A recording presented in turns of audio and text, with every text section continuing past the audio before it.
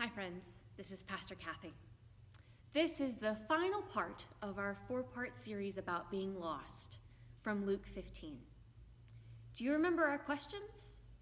What do you think Jesus might be saying with this story? Who is lost here? And who is God celebrating? So do you remember that in last week's story, we started with a father with 2 sons.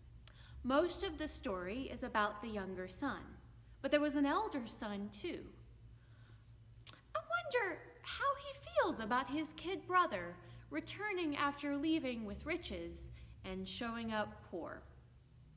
So, Jesus continues in the parable. The father's elder son was in the field, working.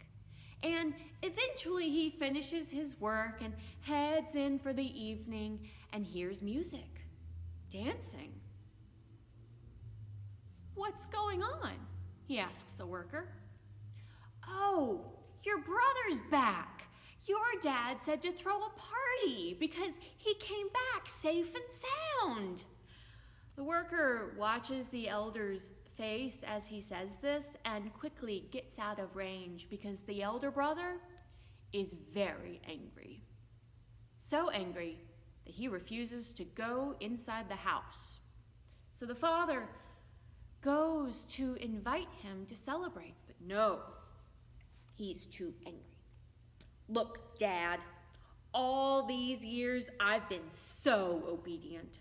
I've done everything, and you've given me nothing, not even a little party with my friends. But now, this son of yours returns after devouring everything you gave him, and you throw this big bash. I can't even believe it. I can't." And the father listens. He truly listens to his elder son. And he says with love, "Son, you are always with me, and all that is mine is yours. But we had to celebrate and rejoice because this brother of yours was dead and has come to life. He was lost and has been found." That's where Jesus ends the story. Do you remember how we started this series? At the very beginning of Luke, chapter 15, Jesus starts telling this series of stories because there are leaders grumbling around him who say that the sinners that Jesus chooses to spend time with aren't worthy of the love that Jesus shows them. And instead of responding directly to them, Jesus tells these stories about a lost sheep and a lost coin and a lost son and a lost brother. We can get lost even when we don't go anywhere.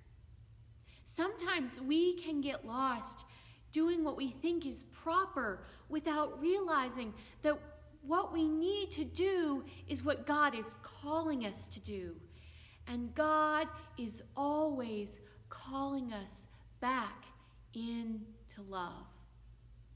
God's love is a full love that searches us out, dives into corners, forgives even when it seems like the last thing that makes sense. But God's grace doesn't have to make sense according to the rules of the world. God's love is bigger than that. And God's love stretches so far and wide that the party reaches into heaven. Peace be with y'all. Goodbye.